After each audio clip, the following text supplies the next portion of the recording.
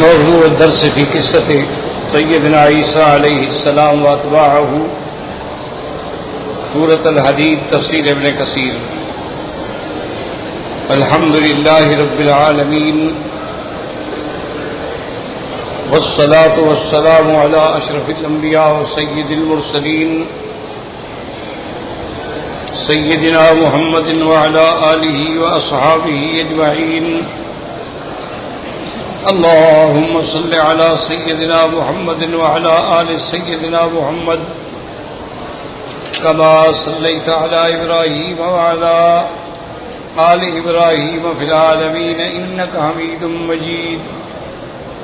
أعوذ بالله من الشيطان الرجيم. بسم الله الرحمن الرحيم.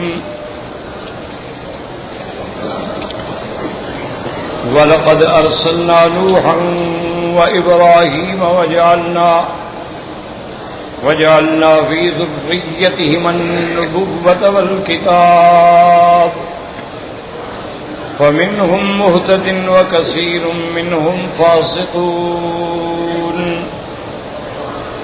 ثُمَّ قَفَّيْنَا عَلَى آثَارِهِمْ بِرُسُلِنَا وَقَفَّيْنَا بِعِيسَى ابْنِ مَرْيَمَ وآتيناه الإنجيل وجعلنا في قلوب الذين اتبعوه رأفة ورحمة ورهبانية ابتدعوها ما كتبناها عليهم إلا ابتغاء رضوان الله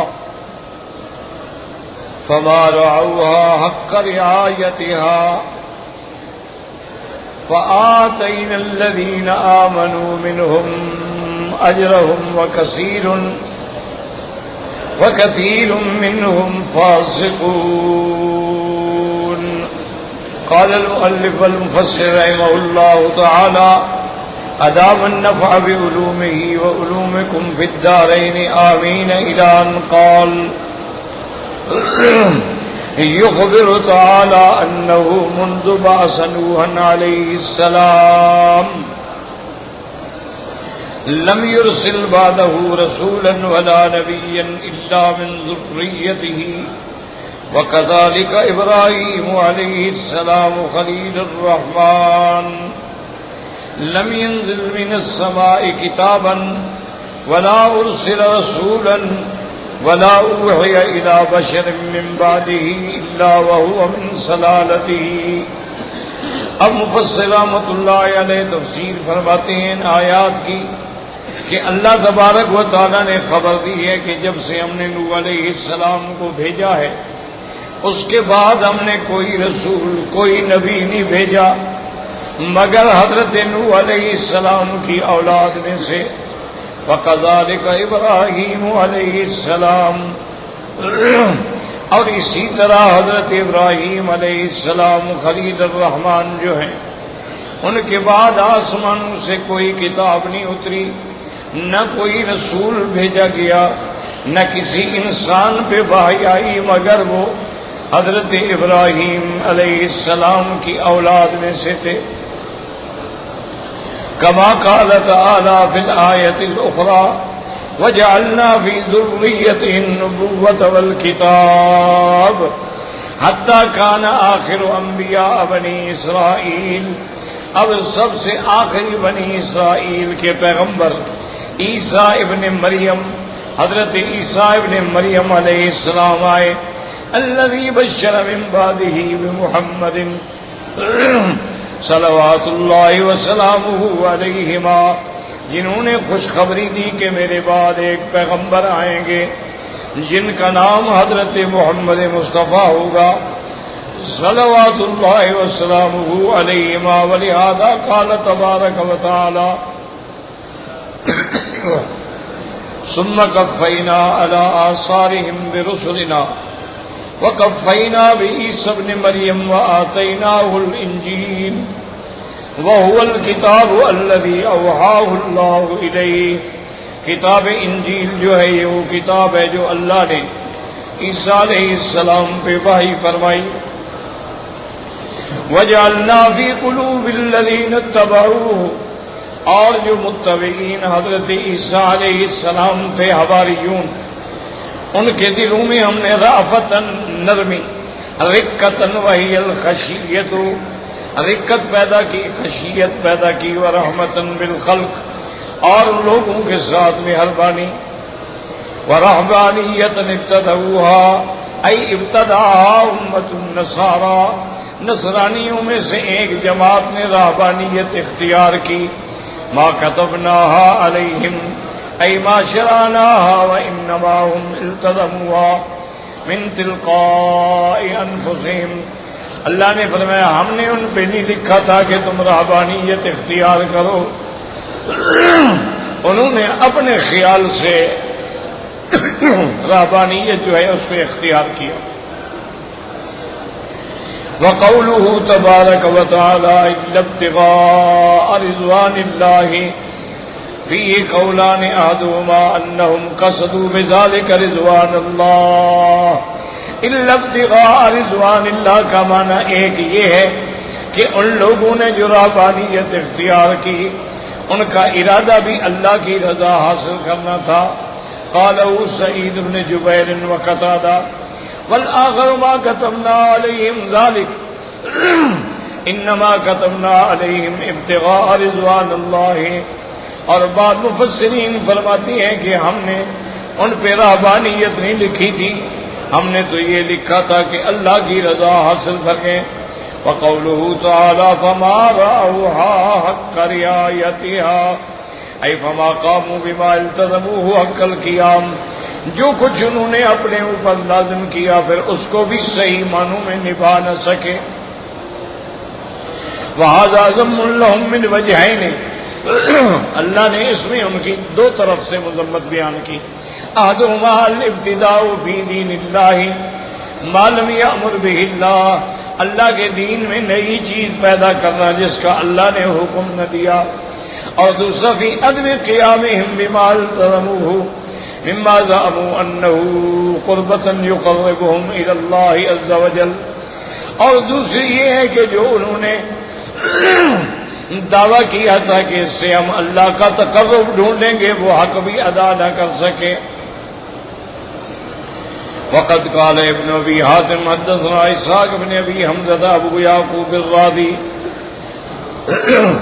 حدثنا السری بن عبد ربہ قال حدثنا بکیر بن معروف عن مقاتل بن عیان عن القاسم بن عبد الرحمن بن عبد اللہ بن مسعود عن ابیہ عن جدہ ابن مسعود رضی اللہ تعالی عنہم قال قال لی رسول اللہ صلی اللہ علیہ وسلم یا ابن مسعود قلت لبیک یا رسول اللہ، حضور پاک نے مجھے مخاطب فرمایا کہ یا ابن مسعود، تو میں نے کہا حاضر یا رسول اللہ۔ قال هل علمت ان بنی اسرائیل افترقوا على 72 فرقة لم ينج منها الا 3 فرق، حضور نے فرمایا کیا تم جانتے ہو کہ بنو اسرائیل میں یعنی نصارہ جو تھے ان کے اندر کتنا فرقے پیدا ہوئے، 72 فرقے پیدا ہوئے، لیکن ان میں سے نجات صرف 3 فرقوں نے پائی۔ قامت بین الملوک والجبابرۃ بعد عیسیٰ علیہ السلام، حضرت عیسیٰ علیہ السلام کے آسمانوں کے بعد وہ بادشاہوں کے درمیان میں تھے، لیکن دعت الی دین اللہ و دین عیسیٰ ابن مریم، وہ اللہ اور عیسیٰ ابن مریم کے رستے کی طرف بلاتے رہے۔ فقاتلت الجبابرۃ وقتلت وصبرت ونجت، لیکن بادشاہوں نے ان سے قتال کیا، وہ قتل ہو گئے لیکن جمے رہے دین پہ۔ ثم قامت طائفۃ اخری لم تکن لها قوۃ بالقتال، اب ایک دوسری جماعت آئی ان کو جہاد کی طاقت تو نہیں تھی۔ فقامت بین الملوک والجبابرۃ ودعوا الی دین اللہ ودین عیسیٰ ابن مریم، انہوں نے بھی ان کو دعوت دی۔ فقتلت وقتلت بالمناشیر وحرقت بالنیران فصبرت ونجت، لیکن بادشاہوں نے ان کو بھی قتل کر دیا اور ان کو آرے کے ساتھ رکھ کے ٹکڑے کیا گیا۔ ان کو آگ میں ڈال کے جلایا گیا، لیکن وہ جماعت بھی صبر کیا اور وہ بھی نجات پا گئے۔ ثم قامت طائفة أخرى لم يكن لها قوة بالقتال ولم تطق القيام بالقسط ولهكت بالجبال فتعبدت وترهبت وهم الذين ذكر الله تعالى لهم۔ اور ایک تیسری جماعت تھی جن کو قتال کی بھی توفیق نہیں تھی اور ان کے درمیان میں انصاف کی پکار دینے کی بھی توفیق نہیں تھی، تو وہ پہاڑوں میں چلے گئے، وہاں عبادت کرتے رہے اور راہب بن گئے۔ اسی کا ذکر ہے ورہبانیت ابتدعوها ما كتبناها عليهم، وقد رواه ابن جرير بلفظ آخر من طريق أخرى فقال حدثنا يحيى بن أبي طالب قال حدثنا داود بن المحبر قال حدثنا الصاعق بن حزن قال حدثنا عقيل الجعدي النبي إسحاق الحمداني عن سويد بن غفلة عن عبد الله بن مسعود رضي الله تعالى عنه قال قال رسول الله صلى الله عليه وسلم اختلف من كان قبلنا على 73 فرقة نجا منهم 3 وهلك سائرهم۔ حضرت عبداللہ بن مسعود روایت فرماتی ہیں کہ حضور پاک نے ارشاد فرمایا، ہم سے پہلے جو تھے وہ 73 فرقوں میں مبتلا ہوئے، ان میں سے 3 فرقے جو تھے وہ نجات پا گئے اور 70 ہلاک ہو گئے۔ وذكر نحو ما تقدم وفيه فآتينا الذين آمنوا منهم أجرهم هم الذين آمنوا بي وصدقوني وكثير منهم فاسقون وهم الذين كذبوني وخالفوني۔ اللہ فرماتے ہیں ان میں سے جو لوگ ایمان لے آئے، جنہوں نے اللہ کی اور اللہ کے انبیاء کی تصدیق کی، ان کو تو اللہ نے اجر دیا، لیکن ان میں اکثریت جو تھی وہ تھے جنہوں نے تکذیب کی اور مخالفت کی۔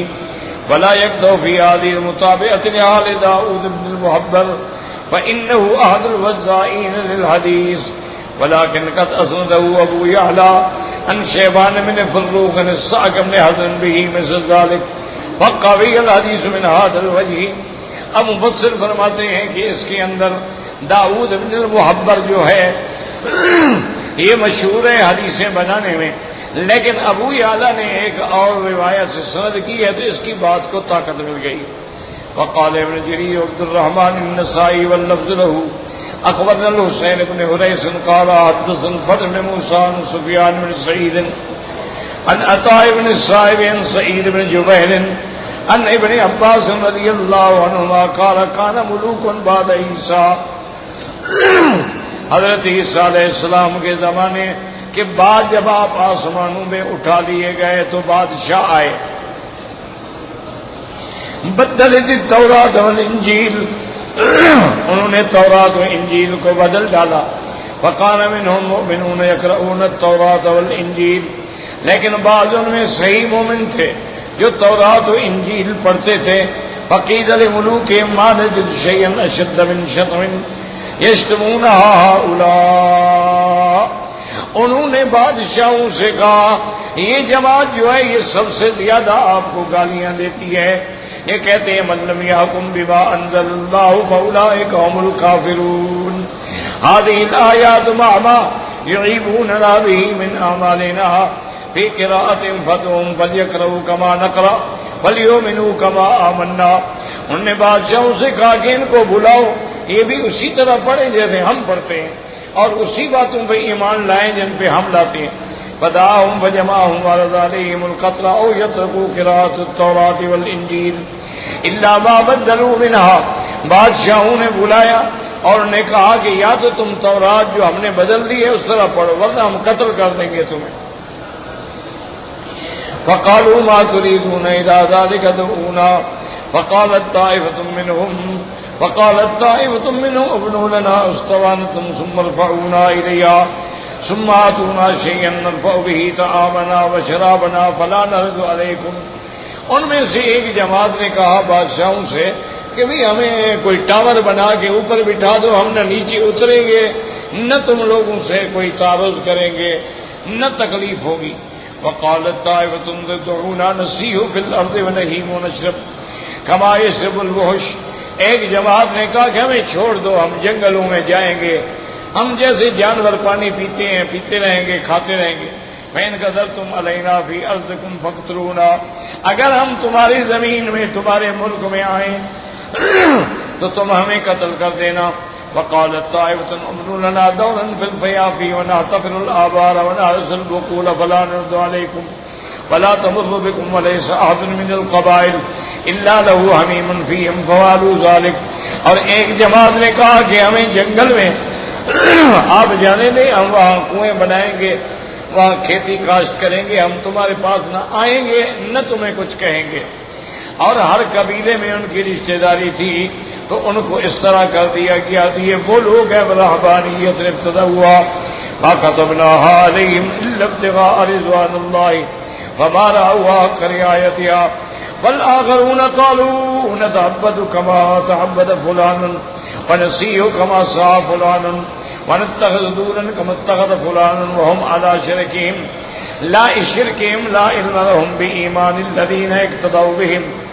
ان کے بعد جو آئے ان نے کہا بھی ہم بھی اسی طرح کریں گے جیسے پہلے عبادت کرتے رہے، جیسے پہلے جنگلوں میں پھیل گئے، جیسے لوگوں نے جنگلوں میں جا کے گھر بنا لیے، وہ اپنے شرک پہ جمے رہے، ان کو پتہ بھی نہیں تھا کہ جن کی اقتدا کر رہے ان کا ایمان کیا ہے. فلما بعث الله النبي صلى الله عليه وسلم ولم يبق منهم إلا القليل إن حتى منهم رجل من صومعته وجاء صائح من صائصياته وصائب الدين من دينه فآمنوا به وصدقوه.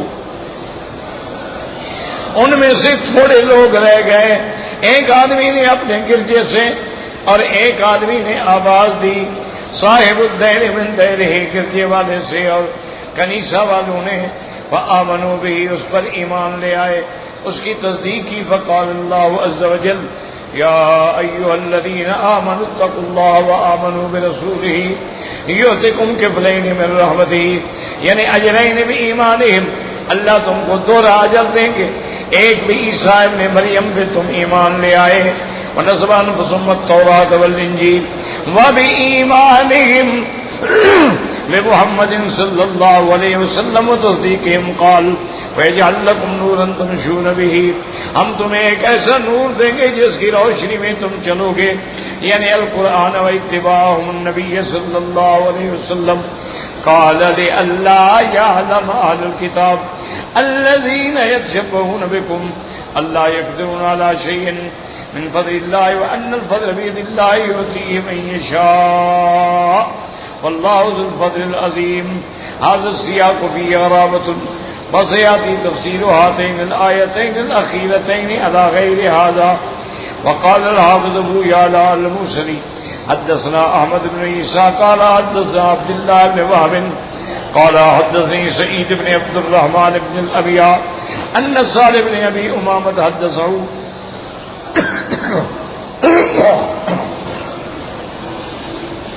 انه دخل هو وابوه على انس بن مالك بالمدينة زمان عمر بن عبد العزيز وهو امير وهو يصلي صلاة خفيفة وقعدا كأنها صلاة مسافر او قريبا منها. فلما سلم قال يرحمك الله أرأيت هذه الصلاة المكتوبة أم شيئا تنفرده؟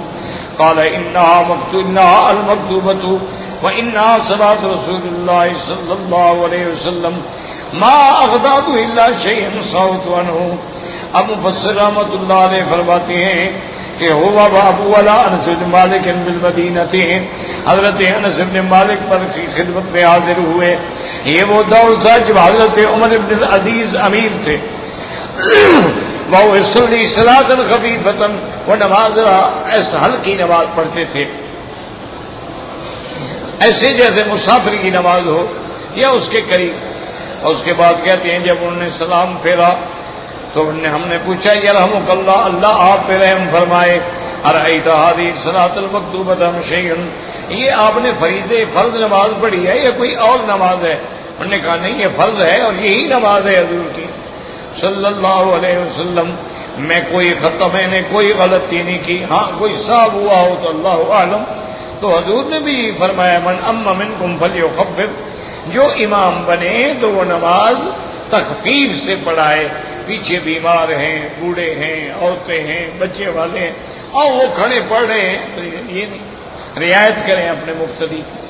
ان رسول کہنے کو لا تشددوا علی انفسکم، اپنے نفسوں پہ سختی نہ کرو، فیشدد علیکم ان قوم شددوا علی انفسہم، پہلی قوموں نے بھی اپنے نفسوں پہ سختی کی، فشدد علیہم تلک بقایاہم فی الصوامع والدیارات، انہی کے بقایا لوگ جو ہیں اب بھی اپنے اپنے کنیساؤں میں گردگاروں میں پڑے ہیں، رہبانیت ابتدعوها ما كتبناها علیہم ثم غدوا من الغد فقالوا نركب وننظر نعتبر، انہوں نے کہا ہم دیکھتے ہیں، قال نعم وركبوا جميعا فاذا هم بديار كفر، وہ آئے جنگلوں میں، قد بعد اہلها لوگ ختم ہو چکے تھے، وانقرضوا وفنوا خاویۃ علی عروشها، ان کے گھر خالی تھے اور درخت جو تھے وہ کٹے ہوئے پڑے تھے، فقالوا طارق هذه الديار قال ما عرفني بها وبأهلها هؤلاء أهل الديار أهلكهم الله أهلكهم البغي والحسد، انہوں نے کہا یہ وہ لوگ ہیں جن کو حسد نے اور بغی نے ہلاک کیا، ان الحسد يطفئ نور الحسنات، کیونکہ جب دل میں حسد آ جاتا ہے اللہ نیکی کے نور کو بجھا دیتے ہیں، والبغی صدق ذلك او يكذبه، اس کے بعد پھر آدمی یا تو حدود سے نکل جاتا ہے، والعین تزنی والکف والقدم والجسد واللسان، جیسے آنکھ بھی زنا کرتی ہے، ہاتھ بھی زنا کرتے ہیں، پاؤں بھی زنا کرتے ہیں، اس کے بعد شرمگاہ یا تو جماع ہو گیا یا نہ ہوا۔ وقال الامام احمد حدثنا معمر حدثنا عبد الله قال اخبرنا سفيان زيد الامي عن ابي اياس عن اياس بن مالك ان النبي قال لكل نبي رهبانيه ورهبانيه هذه الامه الجهاد في سبيل الله عز وجل، آپ نے فرمایا میری امت کی رہبانیت جو ہے وہ اللہ کے راستے میں جہاد ہے۔ رواہ الحافظ ابو یعلا عن عبد اللہ بن محمد بن اسماء ان عبد اللہ بن مبارک رسول کل امت رہبانیہ، ہر امت میں رہبان پیدا ہوئے ہیں، ورہبانیت هذه الامت والجہاد فی سبیل اللہ، لیکن اللہ نے میری امت میں رہبانیت کے بجائے جہاد رکھا ہے۔ وقال الامام احمد حدثنا حسین هو ابن محمد قال حدثنا عیاش یعنی اسماعیل عن الحجاج بن هارون الکلائی وعقیل بن مدرک السلمی عن ابی سعید الخدری رضی اللہ تعالی عنہ ان رجلا جاءه، ایک آدمی ان کی خدمت میں آیا، فقال اوصنی، کہا کہ مجھے آپ کوئی وصیت فرمائیں، فقال سألت ما سألت رسول اللہ صلی اللہ علیہ وسلم من قبلک اوصیک بتقوی اللہ، انہوں نے کہا میں نے بھی حضور پاک سے پوچھا تھا، حضور نے فرمایا کہ اللہ کا ڈر پیدا کرو، فإنہ راس کل شیء، ہر چیز کا سنام، ہر چیز کا سر جو ہے وہ اللہ کا ڈر ہے دل میں پیدا ہونا، وعلیک بالجہاد، اور جہاد کو لازم پکڑو، فإنہ رہبانیت الاسلام، یہ اسلام کی رہبانیت ہے، وعلیک بذکر اللہ، اللہ کے ذکر کو لازم رکھو، وتلاوت القرآن، قرآن کی تلاوت کیا کرو، فإنہ روحک فی السماء، فإنہ روحک فی السماء وذکرک فی الارض، تاکہ پھر آسمانوں میں تیری روح ہوگی اور زمینوں میں تیرا ذکر ہوگا۔ تفرد بھی احمد واللہ تعالی عالم۔ تو الحمدللہ کچھ دنوں سے سبق باقی تھا، تو اب جناب آپ ایک بات سمجھ لیں کہ سیدنا عیسیٰ ابن مریم علیہ السلام جو ہیں وہ اللہ کے پیغمبر ہیں، اللہ کے رسول ہیں، اولو العزم من الرسل ہیں، کلمۃ اللہ ہیں، آیات اللہ ہیں، روح اللہ ہیں، اللہ نے ان کو زندہ آسمانوں پہ اٹھا دیا۔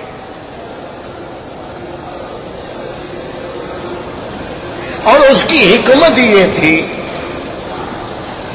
کہ ہر پیغمبر کے بعد جو نبی آتا ہے وہ پہلے پیغمبر کا مصدق ہوتا ہے، تصدیق کرتا ہے۔ اب حضور کے بعد تو کسی نے آنا نہیں،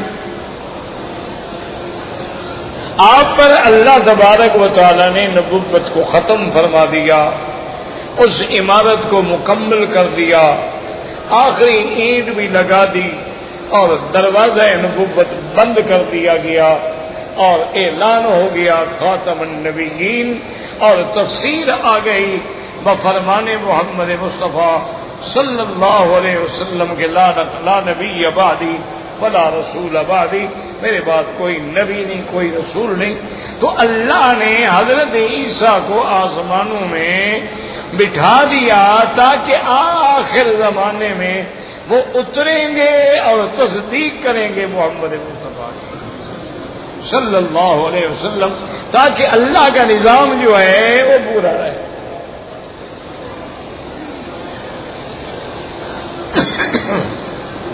اور یہ ایک عجیب سلسلہ ہے،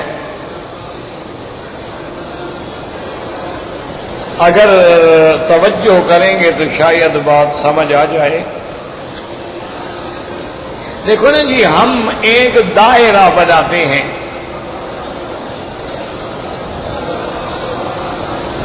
دائرہ بن نہیں سکتا جب تک کوئی مرکزی نقطہ نہ ہو۔ یہ قاعدہ ہے دنیا میں، کوئی مرکزی نقطہ ہوگا تو اس پر دائرہ بنائیں گے نا، اگر مرکزی نقطہ ہی نہیں ہے تو دائرہ کس بات کا؟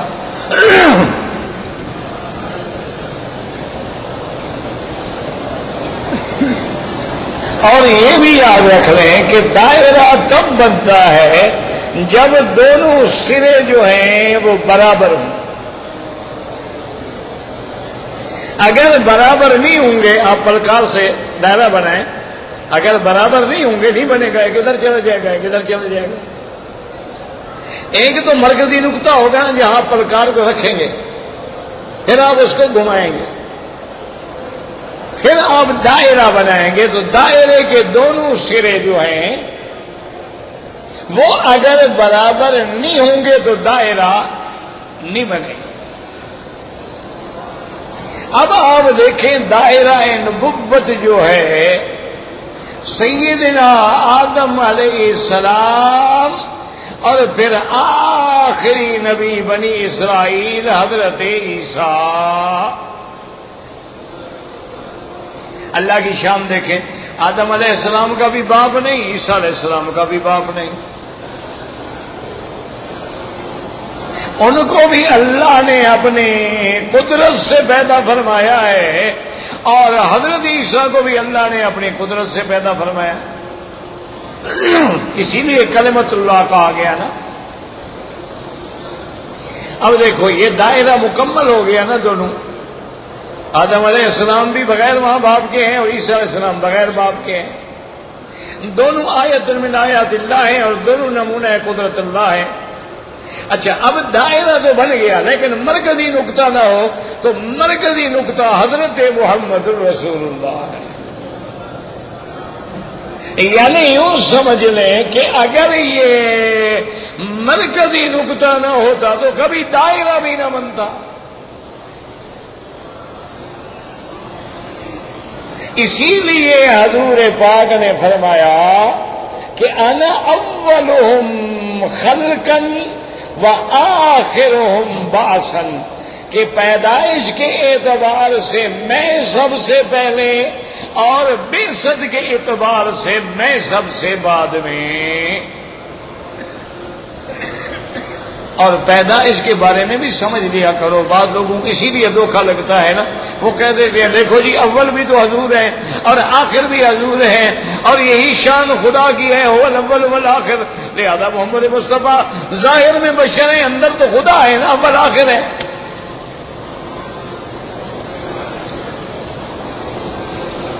یہ ان کو دھوکہ لگتا ہے یا امت کو دھوکہ دیتے ہیں؟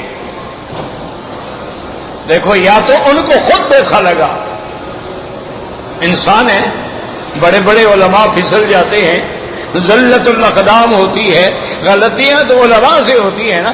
اب آپ دیکھیں کہ ملا علی قاری رحمت اللہ علیہ اتنے بڑے عالم تھے، اور مناسک حج میں تو ان کی کتاب جو ہے ارشاد الساری، یوں سمجھ لیں کہ وہ حجت ہے، ہر فقہ کا آدمی اس کی کتاب دیکھتا ہے، اتنا بڑا آدمی ہے ملا علی قاری۔ یہاں مکے میں دفن ہے. خدا کی شان دیکھو، عمرے پہ جب آئے طواف جب شروع کیا تو الٹا کر رہے تھے طواف، یعنی یوں چلنے کے بجائے یوں چل رہے تھے. ایک آدمی نے پکڑ لیا، اس نے کہا حاجی صاحب کیا کر رہے ہو، تم الٹا طواف کر رہے ہو، تم نے آج تک ارشاد الساری کتاب نہیں پڑھی؟ تو مصنف تو وہ خود تھے لکھنے والے، کھڑے ہو گئے، کہنے لگے لا حول ولا قوت الا باللہ، اللہ نے مجھے تنبیہ کی ہے کہ اپنے علم پہ ناز نہ کرنا، میں اگر ہدایت نہ دوں تو تم طواف کرنا بھی نہیں جانتے ہو، کتابیں لکھنے کی کیا بات ہے.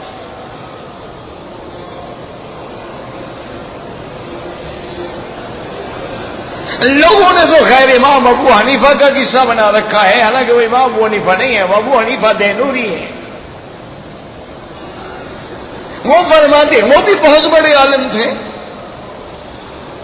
وہ فرماتے ہیں کہ میں حج پہ آیا، جب میں نے کنکریاں مار لی، قربانی کر لی، اب میں نے سر منڈانا تھا تو ایک حجام کھڑا تھا، میں اس کے پاس آیا، میں نے کہا کہ بھائی کیا پیسے لوگے حجامت کرنے کے؟ تو اس نے کہا حاجی صاحب استغفار کرو، استغفر اللہ پڑھو، تم مناسک کے پیسے دیتے ہو؟ یہ تو حج کا شعار ہے، بال کٹانا جو ہے یہ تو حج کے شعار میں شامل ہے، اس کی اجرت لینا تو حرام ہے، طے کرنا بھی حرام ہے. تم کیسے آدمی اچھے حاجی ہو، پیسے ریٹ مقرر طے کرنے کے لیے آ گئے ہو؟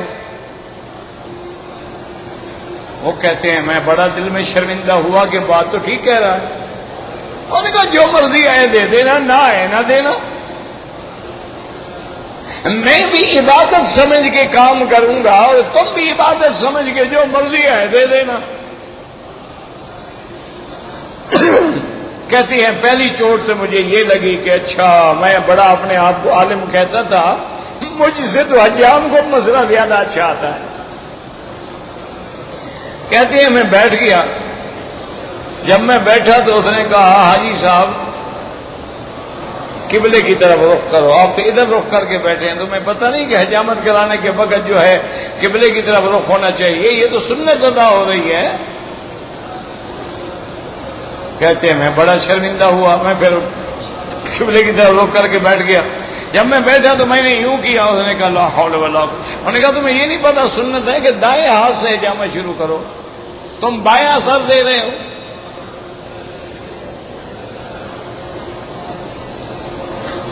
کہتا ہے ابھی دل میں حیران کہ میں اپنے آپ کو امام سمجھتا ہوں، اپنے آپ کو اتنا بڑا عالم سمجھتا ہوں، اور میرا حال یہ ہے. تو کہتے ہیں میں بیٹھ گیا، اب اس نے بسم اللہ الرحمن الرحیم پڑھ کے پانی لگایا، اس طرح شروع کیا اور اس کے بعد اس طرح روک دیا. میں نے کہا کیا ہو گیا؟ کہتے ہیں تو حاجی صاحب تمہیں اتنا بھی پتہ نہیں ہے کہ اس وقت اللہ کا ذکر کیا جاتا ہے، تم چپ بیٹھے ہوئے ہو، ذکر کرو.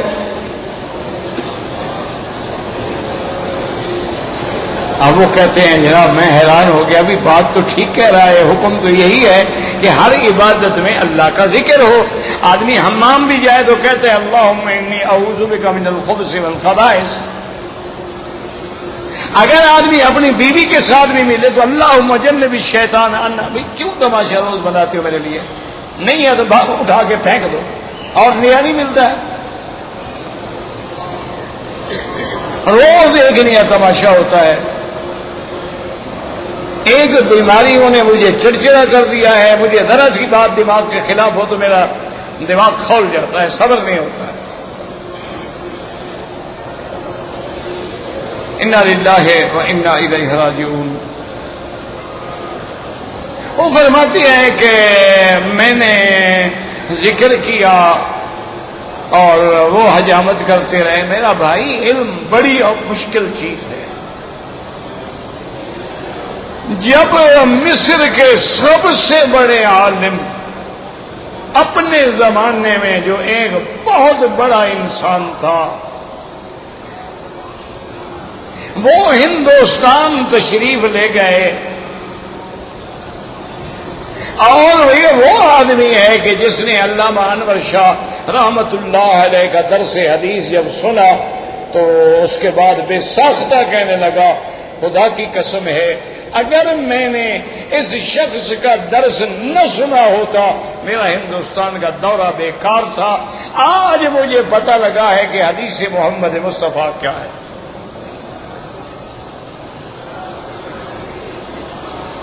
علامہ صاحب سے ملاقات ہوئی. ملاقات کے بعد کہنے لگا کہ حضرت الحمدللہ الحمدللہ اللہ نے آپ کو علم سے بڑا نوازا ہے، لیکن مجھے عجیب بات ہے کہ آپ بھی سنا ہے مقلد ہیں امام ابو حنیفہ کے. اندر میں ہاں بھائی میں تو اپنے جہل کی وجہ سے مقلد ہوں، آپ عالم ہوں گے تو آپ تقلید نہ کیا کریں. میں تو عالم نہیں ہوں، اتنے علم کے بعد بھی میرا تقلید کے بغیر گزارا نہیں. معنی کہنے کا یہ تھا. وہ فرماتی ہیں کہ میں کھڑا ہو گیا، جو اللہ نے مجھے پیسے دیے تھے میں نے ان کو دیے اور میں چلنے لگا تو اس نے کہا حاجی صاحب آپ کو پتہ نہیں، کسی مسئلے کا بھی پتہ نہیں ہے، اب آپ نے حجامت کرا لی، اللہ سے دعا تو مانگو اللہ قبول کرے. تو یہ بڑے لوگوں کا حال ہے. تو آپ یا ہم جیسے لوگ جو ہیں ان کو کیا پتا دین کیا ہے. آدھی عورتیں مردوں کے آگے نماز پڑھ رہی ہیں، یہ مسلمان لوگوں کا علم ہے.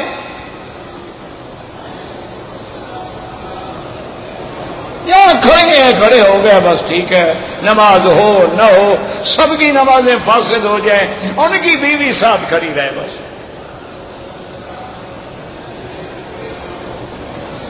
ہر آدمی کو پتہ ہے ابھی اذان ہونے والی ہے، عورتوں کو عورتوں کے ساتھ بٹھا دیں، جب نماز ختم ہو جائے گی جا کے دیں کہ پھر تباہ شروع کر دو، کوئی مسئلہ نہیں.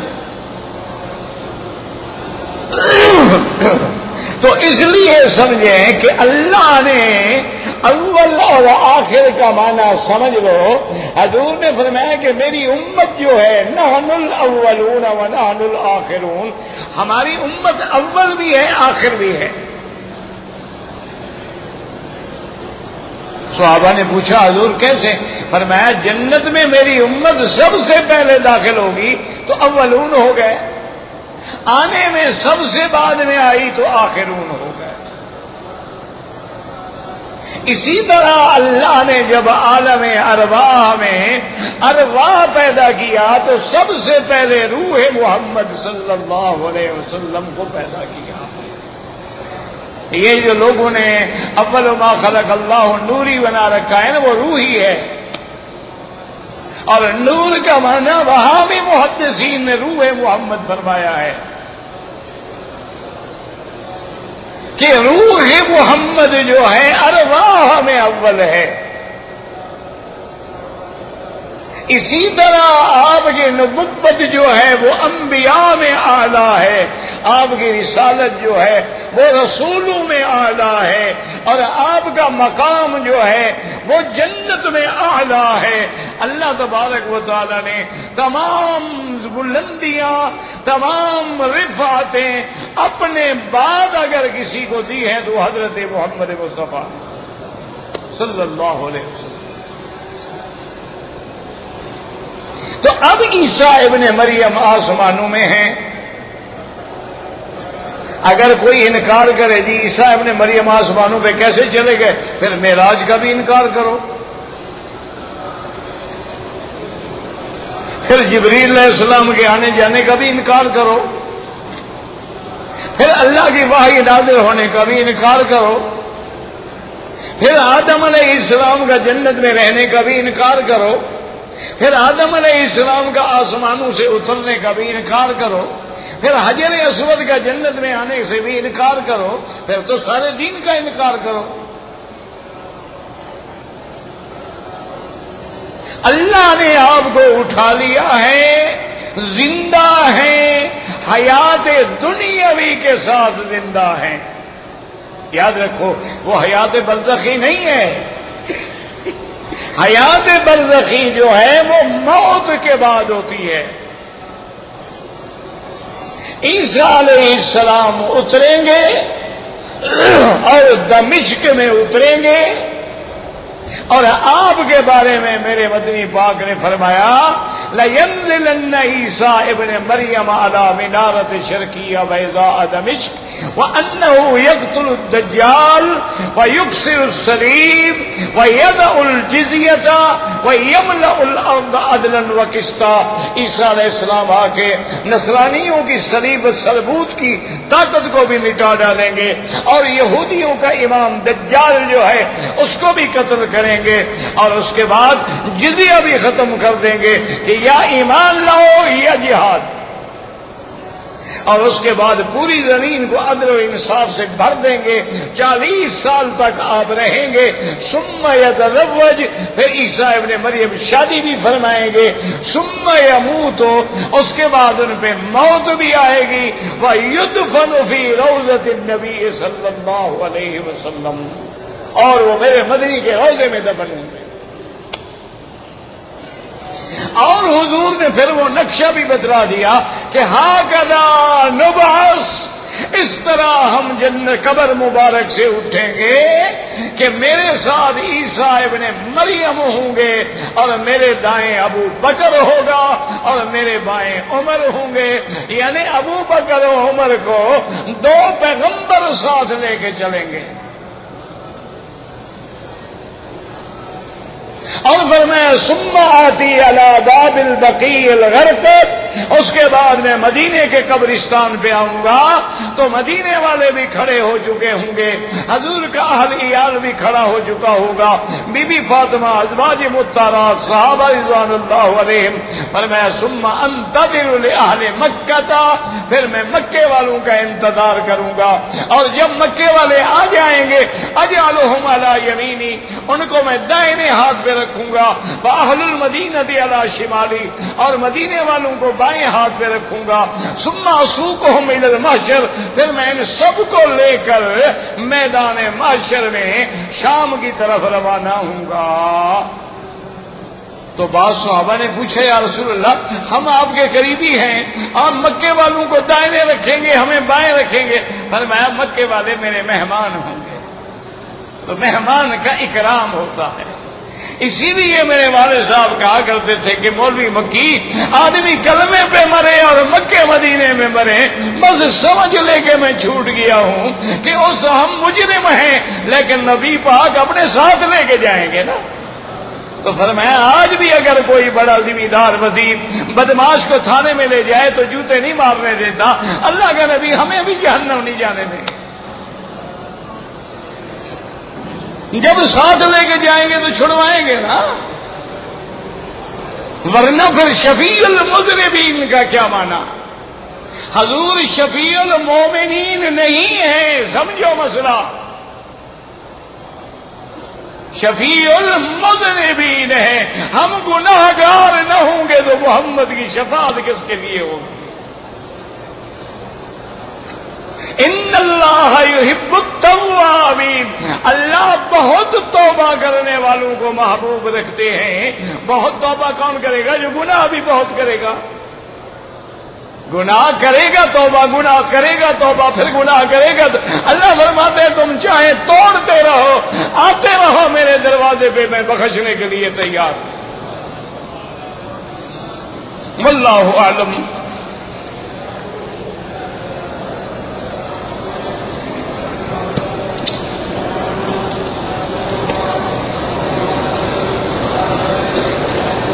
میری کہتا ہے جی, اور میری بیوی کے ساتھ پتہ نہیں عمرے کے لیے آ سکتی, اگر اس کا محرم ہے آ سکتی ہے, اگر نہیں.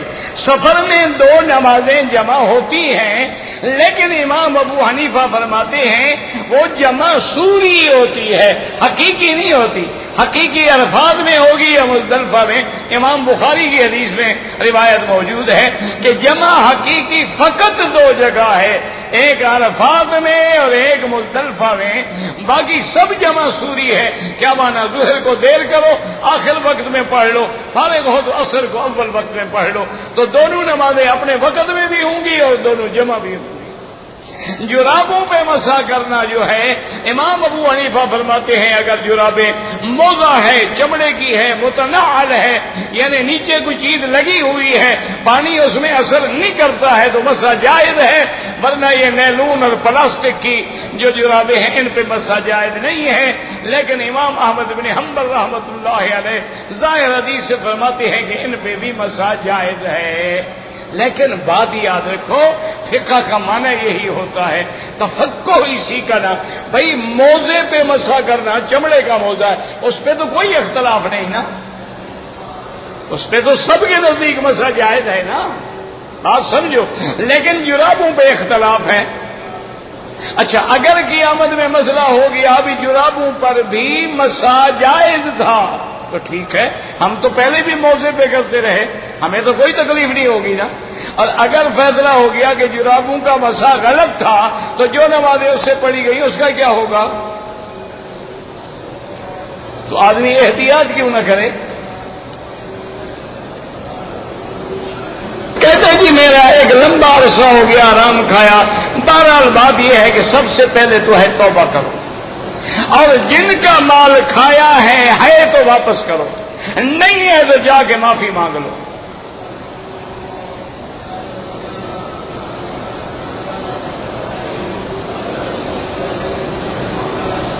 اگر ایک عورت نے لاہور سے احرام باندھا ہے، مکہ آنے کے بعد حیض آ گیا، احرام کی پابندیاں بھی اس نے چھوڑ دی، اب پاک ہو گئی ہے تو فوراً مدینہ منورہ جائے، وہاں سے احرام باندھ کے عمرہ کرے، اور پہلے عمرے کو جو خراب کیا ہے اس کی دم بھی ادا کرے۔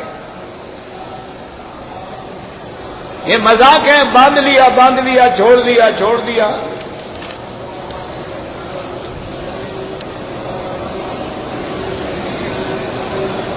کہتے جی کہ جہاز میں میرے احرام پر ایئر ہوسٹس نے خوشبو لگا دی، بڑے خوش قسمت آدمی ہو بھائی، ہمیں تو کبھی کسی مرد نے بھی خوشبو نہیں لگائی، ایئر ہوسٹس نے جناب کیوں خوشبو لگا دی؟ بہرحال دم پڑ گئی جناب، فائدہ اٹھاؤ خوشبو کا۔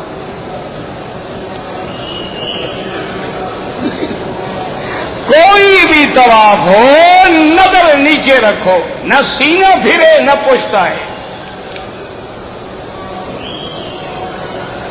طواف اپنے لیے کرو، دوسروں کے لیے دعا کرو۔ رکن یمانی پہ موقع ملے تو ہاتھ لگائیں، بسم اللہ اللہ اکبر وللہ الحمد، اللہم انی اسألک العفو والعافیہ، نہ ملے چلے جائیں، اشارے کی کوئی ضرورت نہیں۔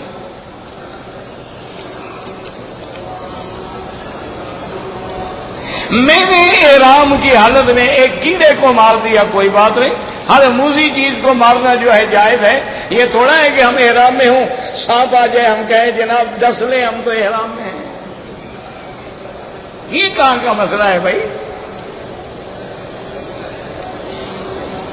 مسجد عائشہ سے مرد بھی عمرہ کر سکتے ہیں، اگر حدیث میں حضور نے فرمایا ہو کہ مرد عمرہ نہ کریں، وہ آپ مجھے دکھا دیں، ہم آپ کے ساتھ ہیں،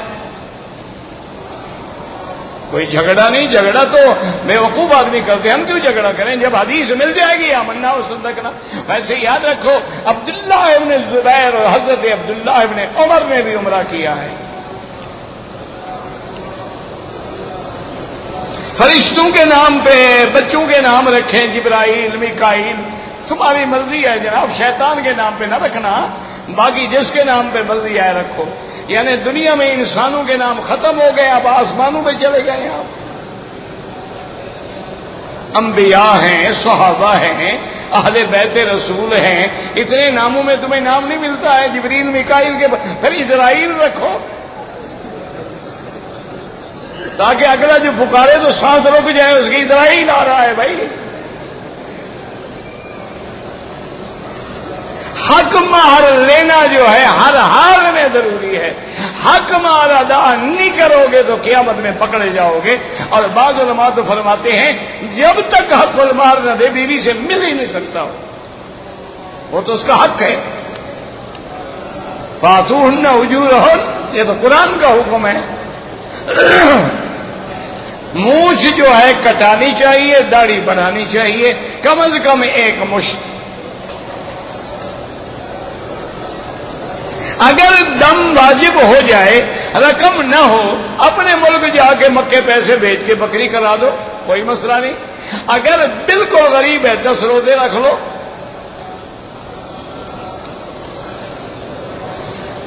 بھائی مجھے رکوع تو یاد نہیں ہے، آیت ہے لیس لہا من دون اللہ کاشفہ، کسی حافظ سے پوچھ لینا۔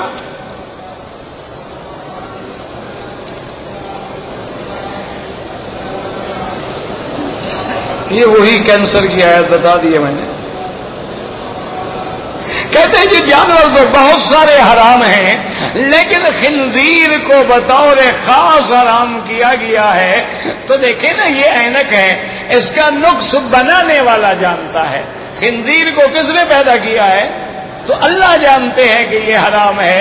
علماء نے لکھا ہے ایک گندگی کھاتا ہے، دوسرا یہ بے غیرت دیوس جانور ہے، اور تیسرا اس کے کھانے سے آدمی دیوس اور بے غیرت ہو جاتا ہے۔ اب تو انگریز بھی کہہ رہے ہیں، وہ بھی کہتے ہیں کہ نہ کھاؤ، مسلمان ٹھیک کہتے تھے۔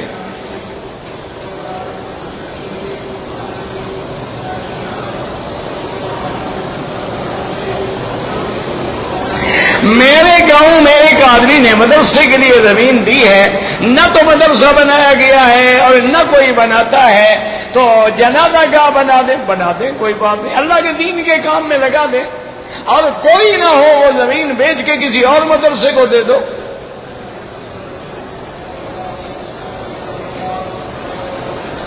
دم مکے میں دینا ہوتا ہے۔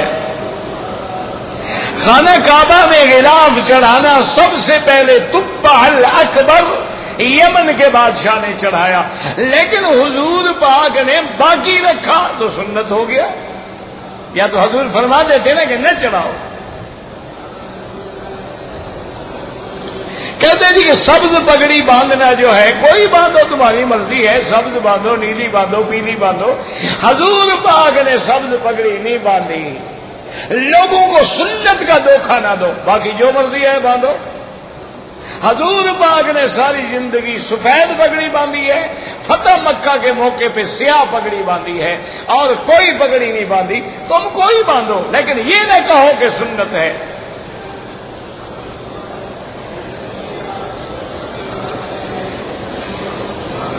کہتے جی کہ میری خواہش ہے کہ میرا نکاح جو ہے وہ امام کعبہ پڑھیں، تو جا کے درخواست کریں، ان کا کام ہے، وہ منظور فرما لیں، ان کی مرضی ہے۔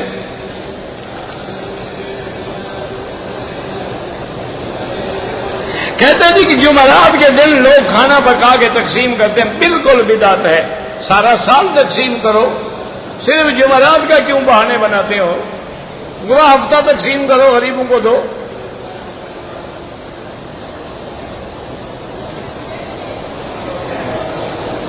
کہتے ہیں جی قیامت میں ہم کہہ سکیں گے کہ اللہ ہم نے تیری ذات میں شریک نہیں بنایا، تو اللہ جانتے ہیں، کہنے کی ضرورت ہی نہیں پڑے گی۔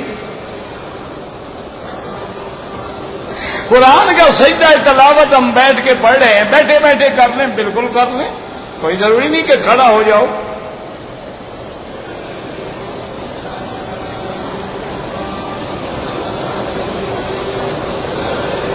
آب زمزم میں اور پانی ملایا گیا، اللہ عالم، میں نہیں جانتا۔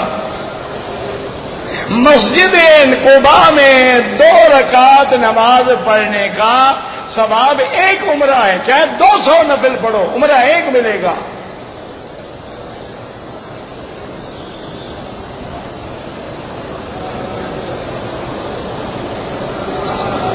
میں نے الہ ربکا کے بجائے الہ ربہا پڑھ لیا، نماز ہو جائے گی، ترجمہ نہیں بگڑا۔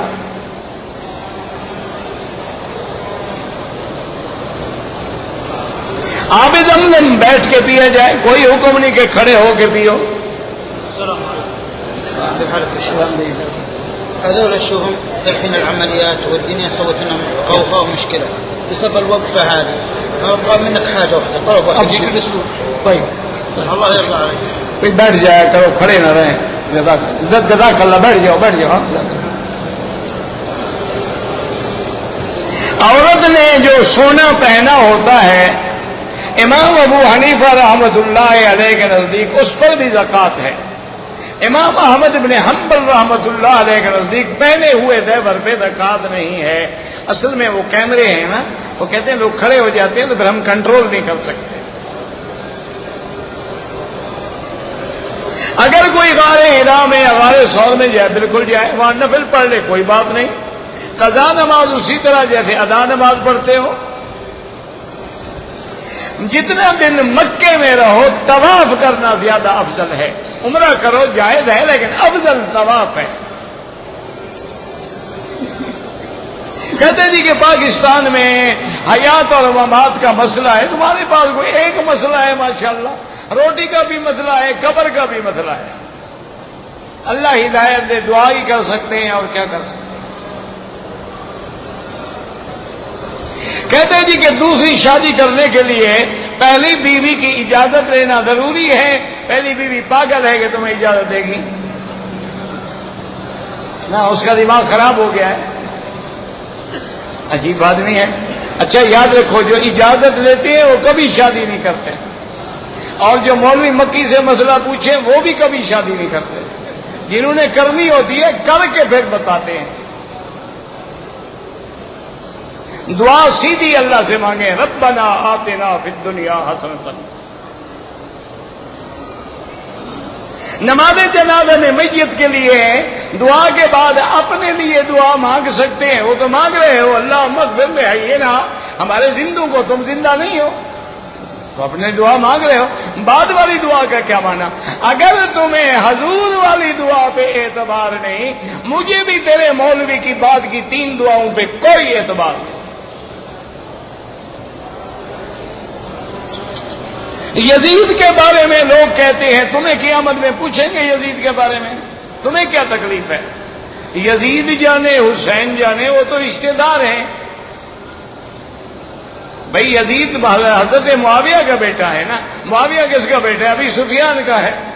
اور حضرت سیدنا حسین حضرت علی کے بیٹے ہیں. حضرت علی اور ابی سفیان وہ تو رشتہ دار ہیں. پھر حضرت علی داماد ہے، معاویہ حضور کا سالہ ہے، یعنی وہ حضور کے سالے کا بیٹا ہے، یہ حضور کے داماد بیٹی کا بیٹا ہے. ان کی تو رشتہ داری ہے، آپ سے ہم سے تھوڑا پوچھیں گے. وہ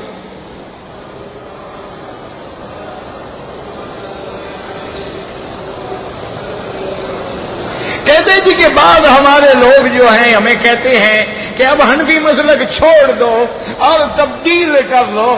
یہ کہنے سے کچھ نہیں ہوتا ہے میرا عزیز.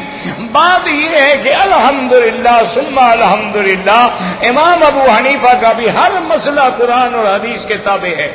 اب تمہاری مرضی چھوڑ دو، قائم رکھو. میں جب عبادت کرتا ہوں میرے ذہن میں گندے خیالات آتے ہیں تو اچھی بات ہے، کوئی بری بات نہیں. شیطان روکنے کی کوشش کرتا ہے نا. کہتے ہیں جی کہ مسجد عائشہ کے عمرے کے بارے میں انکار، اللہ ہدایت دے، ہم بات نہیں کر سکتے. جب حضور کا حکم موجود ہے کہ جا کے عمرہ کرو بی بی عائشہ، اور یہ نہیں فرمایا کہ صرف تیرے لیے ہے، تیرے بعد کسی کے لیے نہیں، یا صرف عورتوں کے لیے ہے مردوں کے لیے نہیں ہے، تو ٹھیک ہے. آنکھوں ہمارے سر آنکھوں پر. حج کے سارے مسئلے مردوں کے لیے بھی ہے عورتوں کے لیے بھی، یہ صرف عورتوں کے لیے ہے. عجیب بات ہے. حج مردوں کے لیے بھی ہے عورتوں کے لیے بھی ہے، طواف مردوں کے لیے بھی ہے عورتوں کے لیے بھی ہے، صفا مروہ مردوں کے لیے بھی ہے عورتوں کے لیے بھی ہے، جعرانہ کا عمرہ مردوں کے لیے بھی ہے عورتوں کے لیے بھی ہے، میقات کا عمرہ مردوں کے لیے بھی ہے، اور صرف بی بی عائشہ والا عورت کے لیے ہو گیا ہے. اللہ ہدایت دے، ہم تو بس دعا کر سکتے ہیں.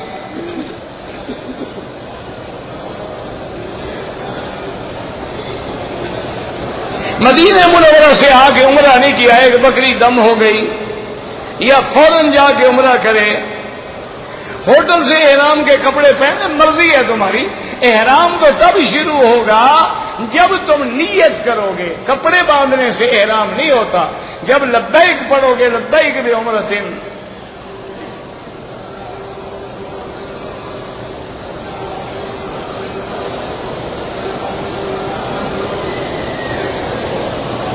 میں نے اپنی بیوی کو الگ رکھا ہوا ہے، اس کا قصور کوئی نہیں ہے، بالکل طلاق نہ دے، چاہے والدہ کہے یا والد کہے۔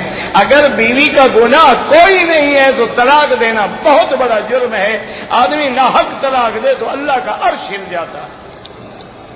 ربنا تقبل منا انك انت السميع العليم وتب علينا انك انت التواب الرحيم اللهم اجعل لنا وللمسلمين من كل هم فرجا ومن كل ضيق مخرجا ومن كل بلاء عافيا صلى الله تعالى على خير خلقه سيدنا محمد وعلى اله وصحبه اجمعين